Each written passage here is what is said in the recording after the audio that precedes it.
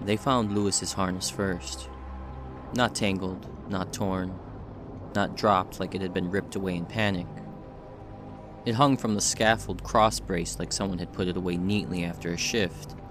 Every strap buckled, lanyard clipped, hard hat set on top like a careful little monument.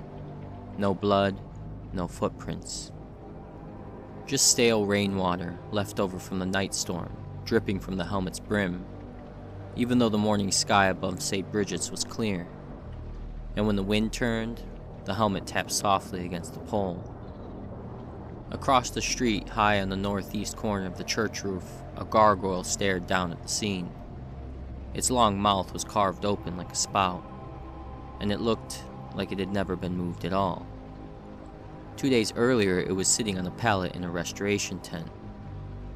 St. Bridget's sat where the city got old in a way you can taste. Not the tourist kind of old, not the historic district kind with plaques and gift shops. The honest kind. Stone that sweats in summer, mortar that powders in winter, window frames that creak like they're thinking, a building that doesn't just occupy space but seems to claim it. From the sidewalk, it looked like a postcard left out in bad weather. Gothic stone, narrow windows, a roofline bristling with carved figures. Gargoyles.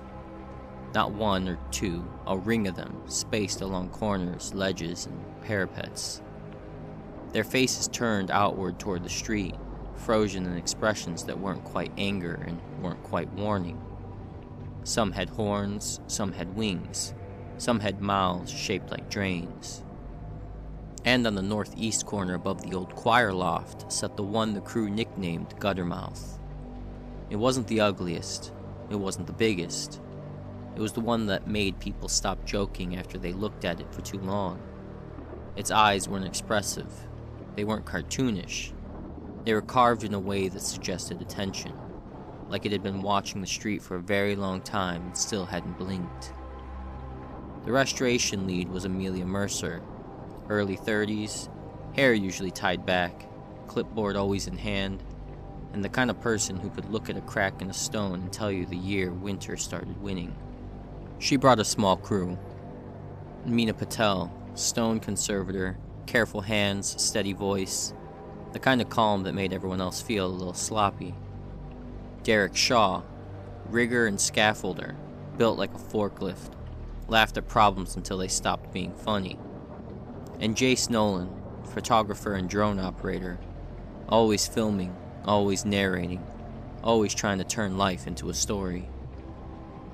The first morning, the custodian met them at the heavy front doors. He was thin, gray-haired, and carried keys that clinked like small bells. He watched them unload gear, then looked up at the roofline. His gaze lingered on Guttermouth. "You here for the corner?" he said. Amelia nodded. "Northeast spout. We'll remove, stabilize, and reinstall." The custodian's expression didn't change, but his eyes did that thing old eyes do when they've seen the same kind of trouble more than once. "Don't leave it off overnight," he said. Derek chuckled. "We don't leave anything loose overnight. Safety's the job." The custodian shook his head slightly. "Not loose," he said. "Off." Jace lifted his camera. "Is this where you tell us the church is cursed?" The custodian looked at him for a long moment. Then he said flat and tired, "Some things aren't curses." He pointed up at Guttermouth. "Some things are solutions." Amelia gave the kind of smile that fits in paperwork. "We'll be careful," she said. The custodian's keys jingled once. "Be fast," he said. Then he stepped back inside, and the doors closed behind him with a sound like the building settling. The scaffold went up over 2 days. Steel frames, cross braces, toe boards, tie-ins drilled carefully into stone. It made the whole job feel controlled, like a problem with edges. On day 3, they climbed. Up close, Guttermouth looked worse than it had from the ground. A crack ran along its back, thin as thread but deep enough to catch water, deep enough to let winter wedge itself in year after year. Mina ran a gloved finger along it and frowned. Freeze-thaw damage, she said. But the base? She leaned closer to the seat where Guttermouth crouched. The stone beneath wasn't just stained, it was polished in a perfect circle, like the gargoyle had been pressed into the same place again and again, returned the way you return something important to its holder. Around that seat, 8 small iron pins were embedded into the stone, evenly spaced like compass points. Mina's voice went quiet. That's not decorative. Derek shrugged. Old building, old methods. Amelia kept looking. Between the stones near the seat, the mortar was darker than the rest. Not grime dark. Mixed dark, like someone had added ash. She swallowed. Okay, clean removal, slow, no shortcuts. They wrapped the straps. Derek tightened the rigging. Jace filmed from a safe plank, zooming in on Gutterface's mouth. Smile, he muttered, but the joke sounded weak at this height. As the straps clinched tight, a single drop slid from Guttermouth's open mouth and fell. It hit the plank with a soft tick. Mina blinked. Did it just drip? Amelia looked up at the sky. It didn't rain. Derek said, trapped moisture? Chase whispered, that drop looked dark. Amelia started to tell him to stop narrating doom, but Derek gave the signal. The chain hoist groaned, stone creaked, and Guttermouth lifted. For a heartbeat, everything went still. Then the gargoyle cleared the seat, and beneath it, set flush into the stone, was a dull metal plate. Lead, maybe? Carved into it was a simple mark, a circle, a line, and an eye shape scratched deep like someone wanted it to outlive language. Mina's voice dropped. That's not structural. Amelia stared. No, it's not. Inside the church, somewhere behind stone and wood, something made a low, dry sound. Not a voice, not a sigh. A scrape, like fingernails on the underside of a lid. Amelia forced her work voice back into place. Document it, she said. Photograph the plate, photograph the pins, then tarp it. We do not leave it exposed. They lowered Guttermouth into the restoration tent and covered the corner seat with a thick tarp, weighed down with sandbags like they were bracing against a storm that hadn't arrived yet. That should have been the end of the day. It wasn't. Amelia handed the custodian a spare sight radio that morning, mostly to keep him looped in if anything went wrong. It felt like a normal precaution.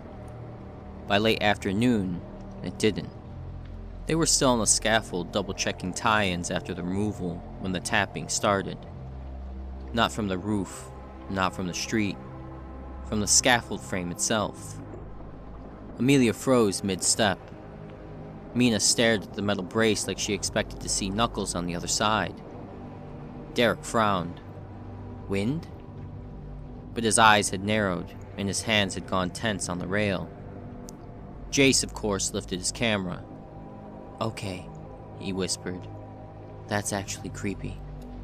The tapping stopped, then came again closer, on the cross brace near Derek's knee. Derek crouched and checked the clamp. It's tight, he muttered. He looked up.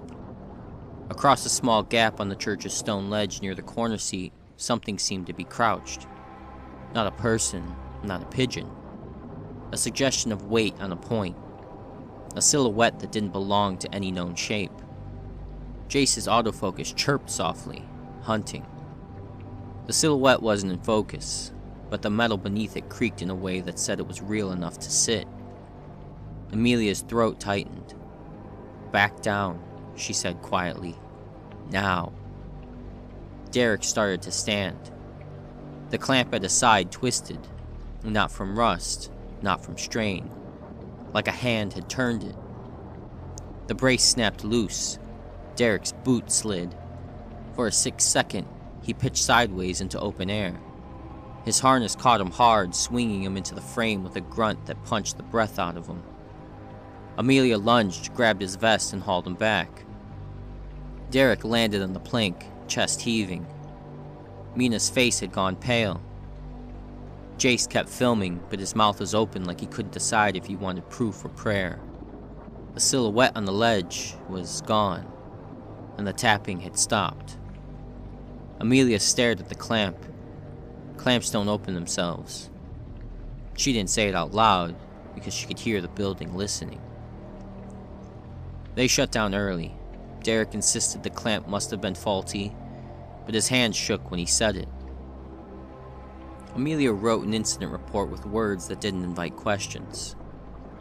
That night, a drizzle came in off the lake. Jace went back. He told himself it was for B-roll, for continuity, for the documentary that lived in his head, the one where the camera made things less frightening because it made them explainable. He stood across the street under an awning filming the northeast corner. The tarp over the seat sat still. The sandbags held. Everything looked contained. Then the tarp lifted slightly. Not flapped. Lifted like something beneath it had pressed up against it and tested its weight. Jace lowered the camera slowly. His stomach went cold. At the curb near the alley, a contractor's truck idled, headlights on. A man stood by it smoking, shoulders hunched against the drizzle. Jace recognized him. Lewis, one of Derek's day laborers. Lewis nodded at Jace. "You filming again?" Jace forced a grin. "Always." Lewis exhaled smoke, eyes fixed on the church. "This building feels like it watches." Jace laughed too fast.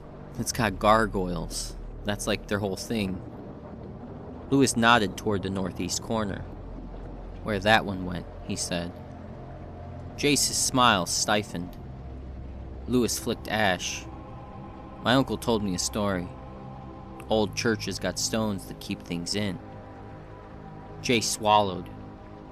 "Keep things in?" Lewis shrugged. "He said if you moved them, you put them back, same day."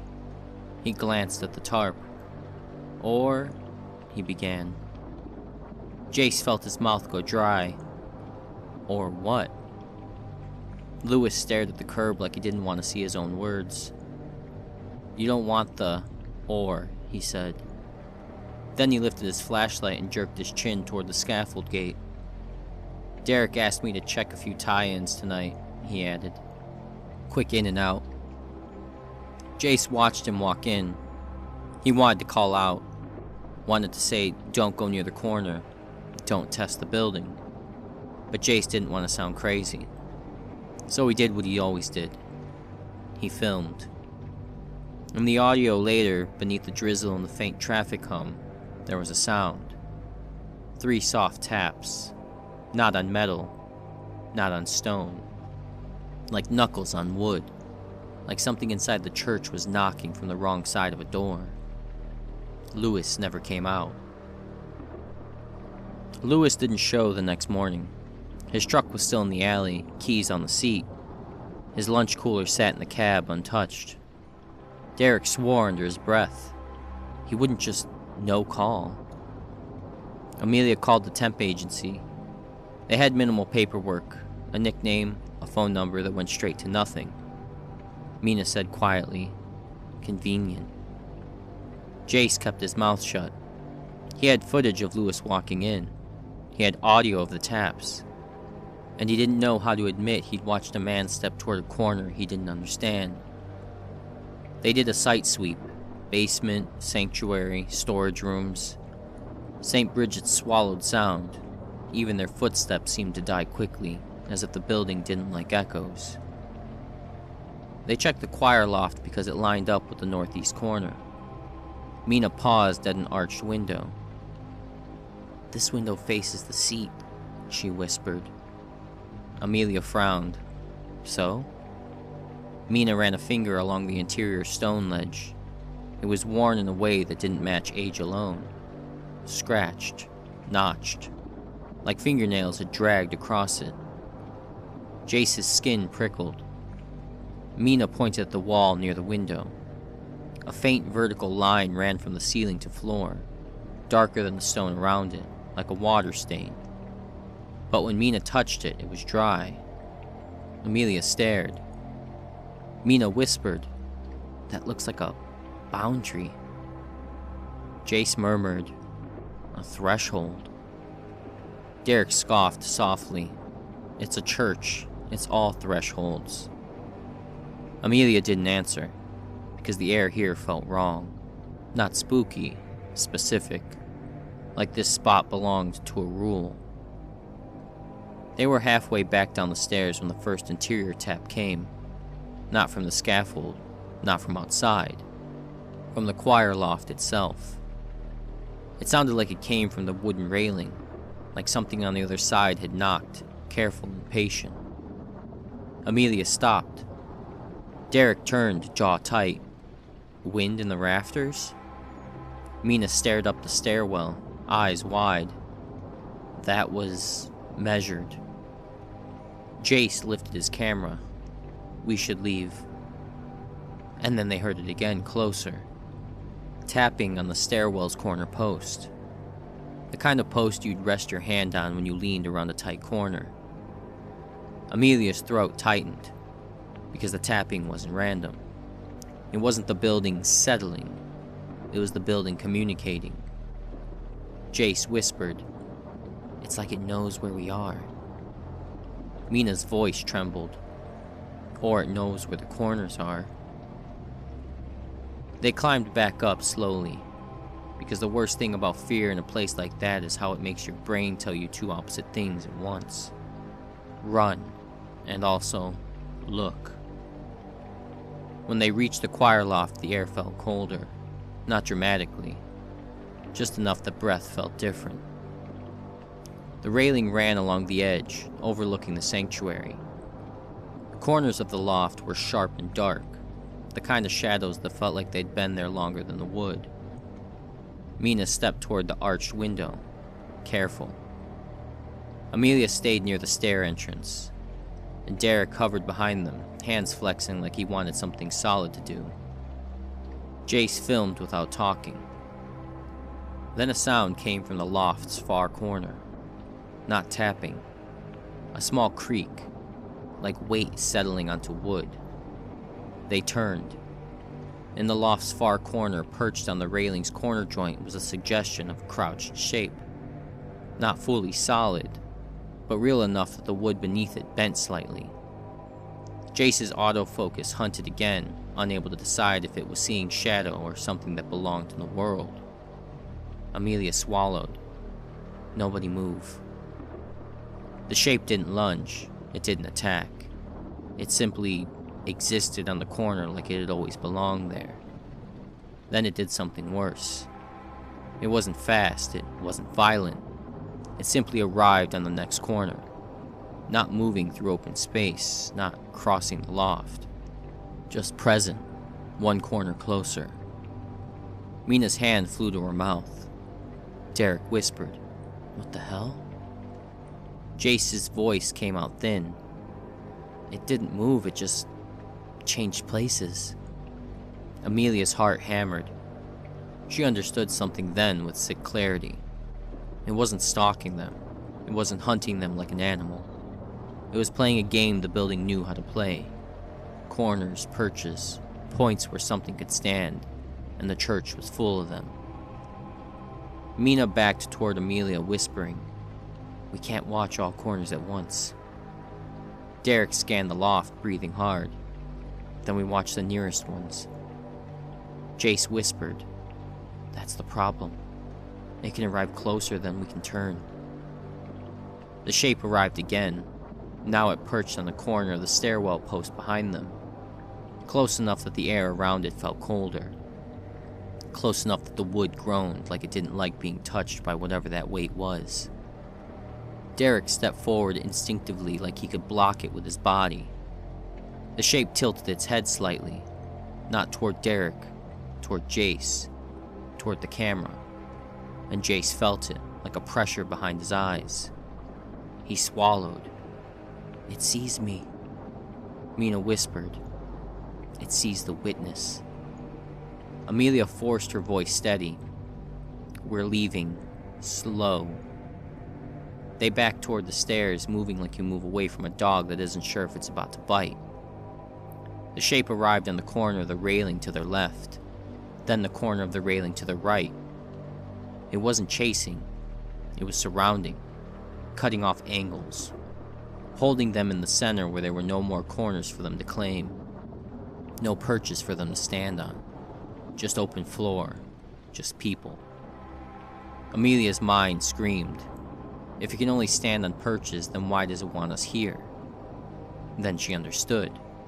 Because the center made them helpless. In the center, you can't press your back to a wall. You can't guard one side. You're always exposed to corners. You're always in the middle of a room full of watch points. Jace whispered, "It wants me to keep looking." Amelia said quietly, "Then don't."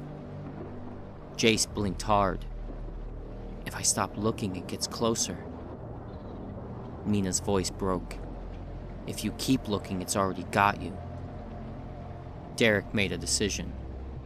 He reached into his tool belt and pulled out a small flashlight, not a phone light, a real one. He clicked it on and aimed it hard at the nearest corner where the shape perched. The beam hit it. The shape didn't vanish, but the wood beneath it creaked in protest like the light made it heavier. Derek said, voice shaking, "You want corners? Here." He swung the beam to the next corner, then the next, keeping it lit, keeping it watched. Amelia grabbed Mina's arm. "Now move." They took the stairs down, one step at a time. Derek behind them keeping the corners lit like a man trying to hold back a tide. Jace filmed without thinking, because his hands didn't know what else to do. And as they descended, the tapping followed. Not above, not behind. Beside them, at every landing, on every corner post, 3 soft taps, like a rhythm, like a reminder. Like the building itself was saying, you can't outrun this, you can only close it. They reached the sanctuary floor. The tapping stopped. Amelia's chest heaved. "It can't fully enter when sealed," she murmured, piecing it all together. Mina nodded, tears in eyes. "It can't enter like a body." Derek swallowed hard. Then how did it twist the clamp? The custodian's voice answered from the entryway. He'd been standing there the whole time, pale and still. "With the lid lifted," he said, "it can touch what touches the corner." He stepped forward, eyes locked on Amelia. "It can't walk in like a person," he continued, "but it can press through, a hand through a crack, a weight onto a perch, a twist onto a clamp." Jace whispered, "And it wants a witness?" The custodian nodded once. "It keeps looking until someone stays." They met in the sacristy under dim lights that buzzed faintly. The custodian brought out a binder. Old paper, smudged ink, dust that smelled like damp wood and time. "Church records," he said, and the words sounded like he didn't like them. Mina opened it. Inside were photos, black and white, taped in with yellow adhesive. Restorations, roof repairs, scaffold builds. On every single photo on the northeast corner, Guttermouth remained in place. Even when other gargoyles were removed, even when the roofline was stripped, even when scaffolding wrapped the whole corner like a cage, Guttermouth stayed seated. Mina flipped the page. A newspaper clipping. Restoration halted after accident. Another.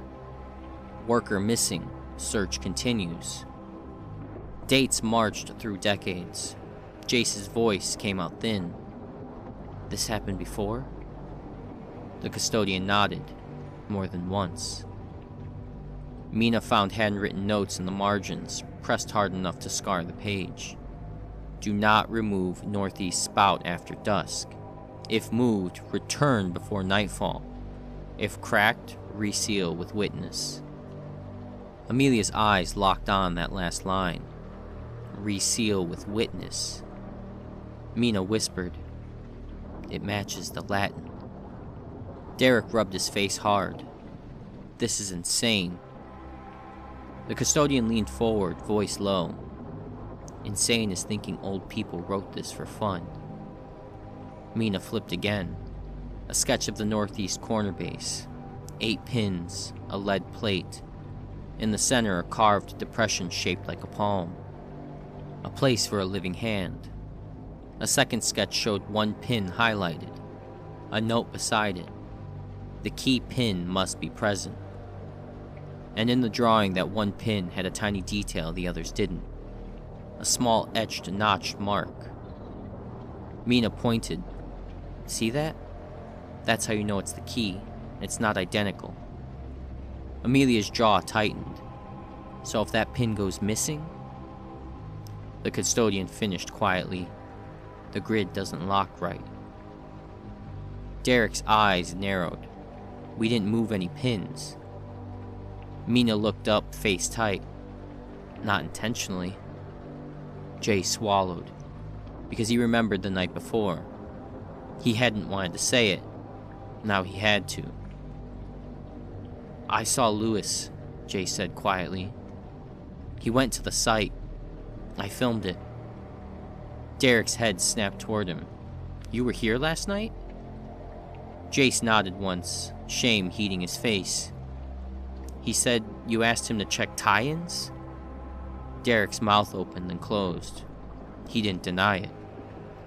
Because he had told Lewis to check tie-ins. He just hadn't told him to do it alone at night. Mina's voice went cold. Then he could have touched the corner. Amelia's mind raced. And if he touched the corner... She didn't finish because the thought felt like swallowing glass. They searched again. Tool bags, pockets, work tables, the restoration tent. Derek found it first. Not in the toolbox, not on the floor. In Lewis's hard hat sitting on the shelf by the scaffold gate like it had been placed there for discovery. Derek lifted it, hand shaking. Inside, taped to the sweatband, was a small iron pin, blackened, old, and it had the same tiny notch mark from the binder sketch. Mina's voice was barely a whisper. That's the key pin. Jay swallowed. So it took him and left the key? The custodian stared at the pin like it was a tooth. It doesn't take, he said softly. It keeps. Amelia looked down at the binder again. Her eyes landed on a photo near the back. An old crew on a scaffold, smiling like any other job. One person in the photo wasn't smiling. A woman stood near the corner brace, hand resting on the northeast base like she was steadying herself. In a later photo, decades newer, that same woman's face appeared again, not as a worker, as a new gargoyle carved beside Guttermouth. Mina's breath caught. Those aren't memorials. The custodian's voice was low. They're anchors. Amelia's throat tightened. A witness remains, not in memory, in stone. Jace whispered, So, putting it back? The custodian nodded. Putting it back closes the lid. Mina added, voice trembling, But resealing requires a witness. Derek's face twisted. No. Amelia's eyes dropped to the hand-shaped depression in the sketch. A palm print in lead. A place for someone to stay. And Amelia understood the cruel math of it. If they didn't reseal it, it would keep pressing into the world through the open seam. And it wouldn't choose people who would be missed. It would choose the invisible, the undocumented, the ones the city could swallow quietly. Amelia stood. We put it back, she said. Tonight? Mina whispered. Derek shook his head. Storm's coming. Amelia's voice went firm. Then we do it before it arrives. Jace looked at her. And the witness? Amelia didn't answer. Not yet. Because once you say a sentence like that out loud, it becomes real. Outside, thunder muttered in the distance. And somewhere above them, deep in the roofline, 3 soft taps sounded again, like a countdown. By the time they climbed, Dusk had turned the sky bruised purple. Wind came off the lake in sudden hard breaths. Derek triple-checked every strap. Mina carried the key pin in a pouch inside her jacket like it could vanish if it saw daylight. Jace filmed without talking now. Amelia led, because leadership wasn't just clipboards. Sometimes it was being the first body where fear liked to stand. They reached the platform near the northeast corner. The tarp over the corner seat fluttered. Sandbags shifted slightly. Amelia's stomach tightened. On the scaffold joint to their left, something perched. Not fully solid, but real enough to make the metal creak. A hunched suggestion. A presence with edges like broken architecture. It didn't leap at them. It didn't sprint. It simply existed there, watching like it had time. And it did, because it didn't need to chase. It could arrive. Mina whispered, "Don't look away." Derek breathed, "We can't watch everything." The presence shifted, not through open space, perch to perch. It appeared on the next brace, closer to the corner seat. The metal groaned under a weight that shouldn't exist. Amelia kept her voice steady. "Hoist, now." Derek signaled to the crew below.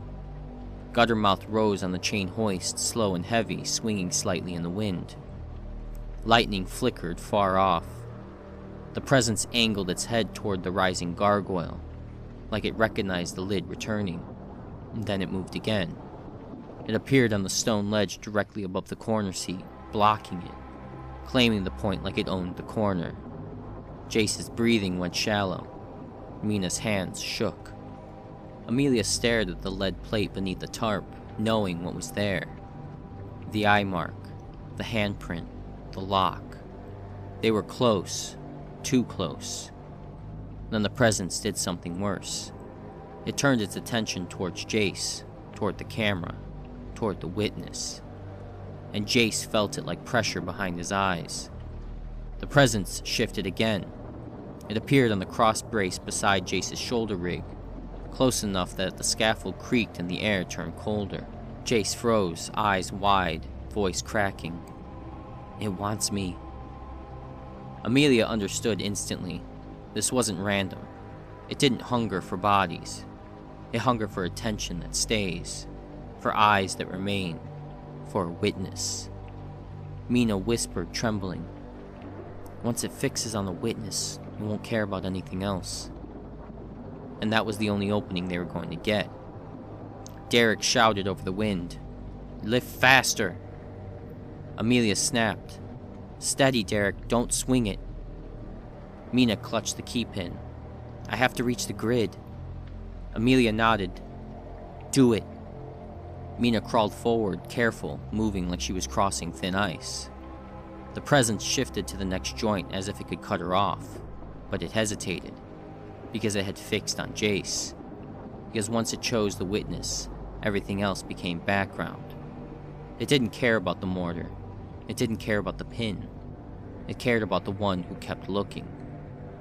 Mina slid into the opening Amelia created by standing between Jace and the presence. Amelia didn't move fast. She moved deliberate. She placed her body in the line of attention like she was stepping between a falling beam and a worker who didn't see it coming. The presence leaned toward Amelia like it didn't like its view being blocked. Amelia's voice came out low and steady. "You can't cross while it's sealed," she said. The presence didn't answer. It simply waited on the brace inches from her. "But with the lid lifted," Amelia continued, "you can touch what touches the corner." The scaffold creaked softly, like the building itself had reacted to the words. Mina whispered behind her, "It's listening." Amelia's voice dropped, then listen. She looked at Derek. "Hoist into position," she ordered. Derek's eyes were wet, jaw clenched. "Amelia." "Do it," she snapped. Derek signaled. Guttermouth rose higher, steadier, the chains humming with tension. Mina reached the grid. She pulled the tarp back just enough to expose the ring of pins. She jammed the key pin into its slot. It slid in with a soft final click. The ring was whole again, the seal geometry restored. Lightning flickered closer. Thunder rolled like a low growl. Derek guided Guttermouth down. Stone hovered inches above the base. Amelia knelt. Rain began as a few heavy drops. She pulled the tarp away completely. The lead plate gleamed dull in the dying light. The eye mark scratched deep. In the center, the carved depression waited like a palm-shaped lock. Amelia stared at it. Because now it wasn't theory. Now it was a choice shaped like a hand. Mina's voice cracked. "Amelia?" Derek shook his head hard. "No." Jace whispered, "It doesn't have to be you." Amelia looked at him. Her gaze was clear and tired and steady in a way that hurt. "It will be someone," she said quietly. "And it already chose you." Jace's eyes filled. "Amelia." Amelia placed her hand into the lead handprint. Cold shot up her arm like winter. Her breath caught. Mina whispered, broken, "Say it." Amelia closed her eyes once, then spoke, voice steady despite the storm. "The Guardian keeps watch." The presence on the perch stilled. The air tightened like something listening leaned closer. Amelia swallowed and spoke the second line. "And the witness remains." Something changed. Not a gust. A lock turning. The lead under Amelia's palm warmed for a heartbeat, then went colder than before. Mina packed the ash salt mortar into the seam around the plate, pressing it hard. Derek lowered Guttermouth the final inch. Stone met stone with a heavy final sound. The pins aligned. The lid sat. The threshold became intact again. The church exhaled. The presence flinched, not in pain, in refusal.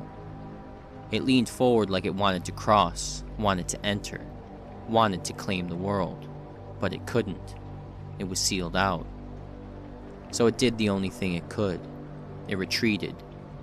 Not walking, not running. Perch by perch. It appeared on the corner ledge, then the next brace, then the next, slipping away across the roofline like a thought losing focus, until it was gone. The wind eased slightly. Rain thickened into a steady curtain. Mina grabbed Amelia's shoulder. "Amelia, pull your hand away." Amelia tried. Her fingers didn't lift. Her palm felt fused to the lead like it had become the plate's missing piece. Her voice came out strained. "It's locked."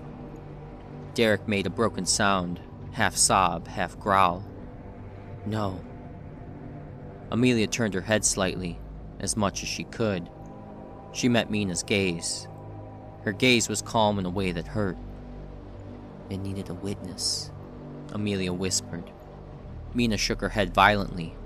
"There has to be another way." Amelia's lips twitched, almost a sad smile. "City forgets," she murmured. Jace stepped forward, shaking. "Amelia." Amelia looked at him, her voice softened, almost kind. "Keep telling stories," she whispered. "And don't keep looking at corners you don't understand." Rain ran down Amelia's sleeve. Her wrist stiffened. Then her forearm heavy. Her shoulder tightened. Not painful, just becoming still. Becoming placed. Mina sobbed, pressing her forehead against Amelia's shoulder like she could warm her back into human shape. Derek pounded the scaffold pole once, anger useless and loud in the rain. Jace filmed one last time, tears on his cheeks, camera shaking like a heartbeat. Lightning flashed, and in that bright frame of reality, Amelia's posture matched the carvings in the binder photos. A crouch shaped to the corner, a mouth beginning to open like a spout. A witness becoming part of the architecture, the bargain completing. When the storm finally eased, Amelia was quiet, still kneeling, still holding the line, still remaining. The city did what it always does. Lewis's name never made the news. The restoration report filed under unexpected structural issues and personal incident. People used soft words so the truth would fit on a form. Derek quit contracting within a month. Mina stopped taking church jobs. Jace tried to upload the footage. Every time the camera frame caught the lead plate, the file glitched, pixelated, corrupted, like the world itself refused to be documented cleanly. But one frame survived, a single still image sharp as a knife. It showed St. Bridget's under a gray sky. Guttermouth sat at the northeast corner like it always had. And beside it was a new gargoyle, cleaner stone, sharper edges. A human-like face carved into a watchful shape. A woman's face. A mouth open like a spout. Eyes carved into attention. People passed beneath without looking up, because most people don't. 3 weeks later, the custodian unlocked the sacristy drawer to file the final note. The binder had been kept there the whole time, locked, the key never leaving his ring. He opened it and found a new page that hadn't been there before. Fresh ink, neat handwriting. A line written as if someone had just stepped away from the pen. The lid is seated. The witness remains. Do not remove after dusk. Do not test the corner. The custodian stared at the handwriting. It matched Amelia's. And on the page beneath it, pressed into the paper like a fingerprint, was a faint smudge of gray dust. Stone dust.